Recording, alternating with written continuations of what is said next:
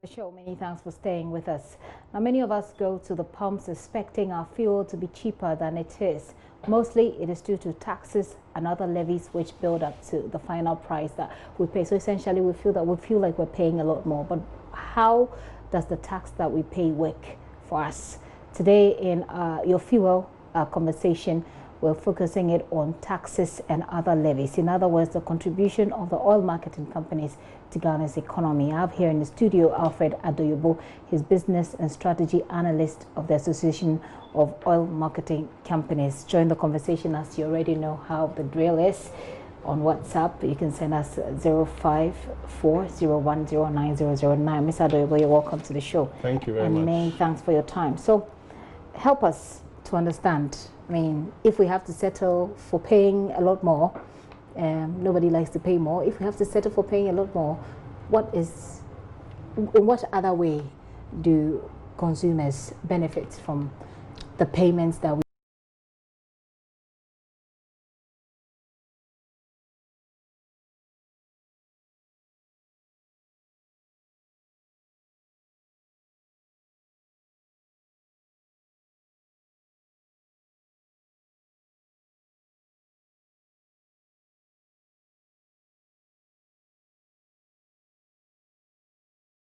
the ex-refining prices, and there are some levies and taxes that are fixed.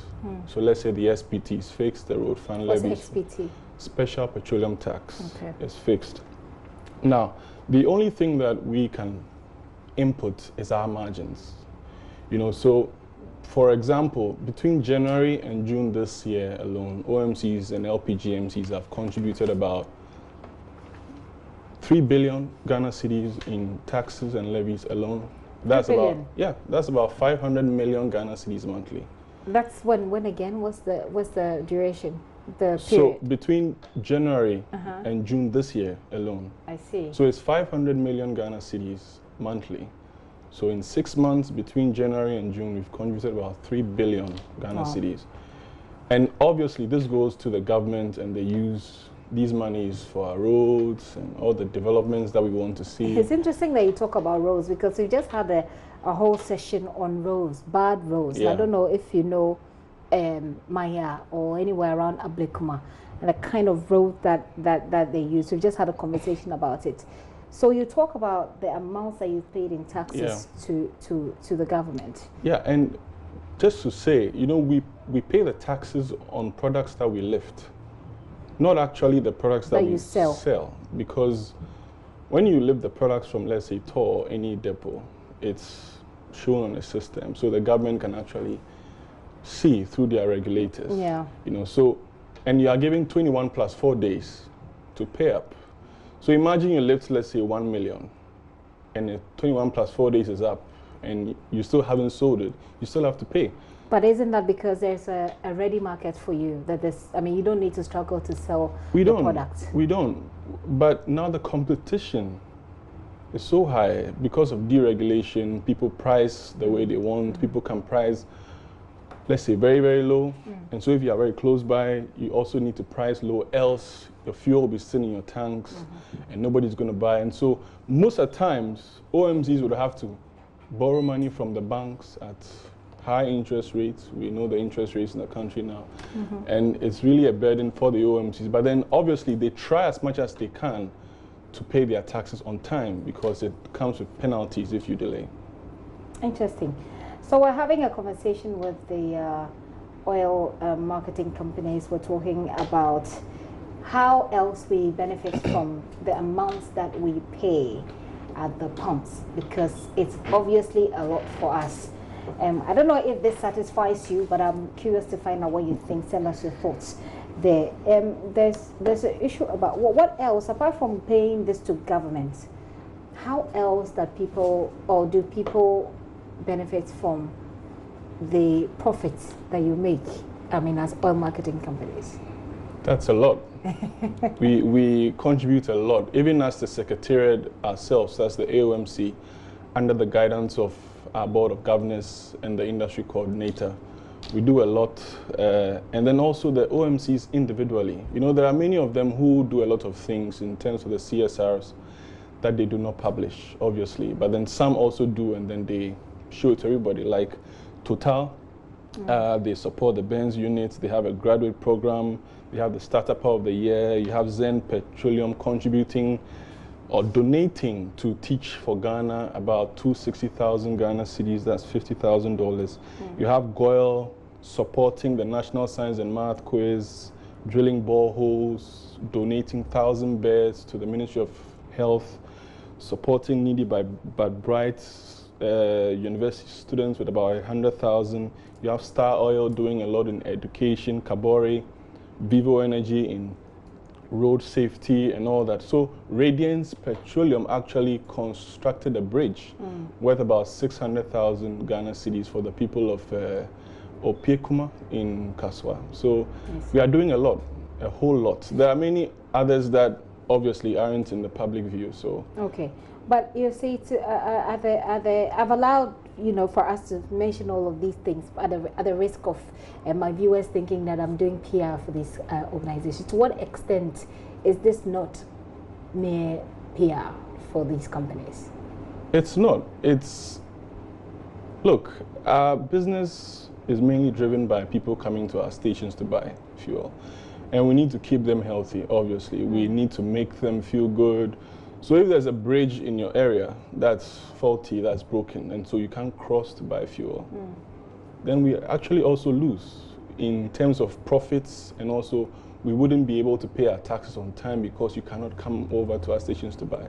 So obviously, if we see there's a need in terms of education, road safety, like I said, Vivo Energy is doing a lot in road safety, education. So if we are not able to sensitize the public very, very well in this regard, and there are a lot of accidents, there'll be limited number of cars on our roads, and how many of them will come to buy the fuel anyway? Okay, well, let's wrap up this conversation, and I'm sure that, well, I don't know what people think. I really wish that people will send us their messages, but the messages that we're getting are actually messages about the roads. About bad roads and people having bad road experiences, right? So maybe there's going to be some sort of interventions from there as well. Well, I'm sure that a couple of OMCs are listening, obviously, because JoyNews is a channel that a lot of people listen to a lot, and there's a program that has been outlined for us to come and tell the world the things that we are doing and how we can make things better and all that. Obviously, we would see how we can support in that regard, but that will be at the AOMC level. We would sensitize our members who are over 100, to see whether if we can contribute in that sense next time we are looking at our CSRs. I think that would be great, because you see, I have hundreds of messages here on this tablet right now, and every one of them, I mean, a few of them talked about the PDS because it's a story we have treated, but almost every one of them is talking about roads. See, this one just dropped. He says the Tikobo 2 road is making farmers more poor, and it's coming from Inzima. This one just sent, in fact, he sent pictures. Now I'm sure that you can see these pictures. He says, look at this road. He says, we can't keep silence driving on such roads on daily basis. The inhabitants of the land of God, Takwa, are tired and deserve better. And there are hundreds of these messages all over the place. I'm going to let you have the final word and speak to, Ghanaians on why you think that they should rest assured that even if they're paying a lot for fuel, it is for a good reason. Well, the market is deregulated. Each and every OMC has more like the right to price the way they want. But obviously you can't price so high, because if you do that, you would have lower sales, obviously, because people would go to the next outlet to buy. But for us, we can say we are more like tax collectors for the government, so we take the tax and then we go to pay. But I think that regarding the roads that you've shown us, it's terrible. And in October, where we are not really expecting so much rain, but then it looks as if the change is so drastic, and then the rains are really messing up our roads. But OMGs are listening, obviously, and then I'm sure a lot of them would take that up in their next CSRs.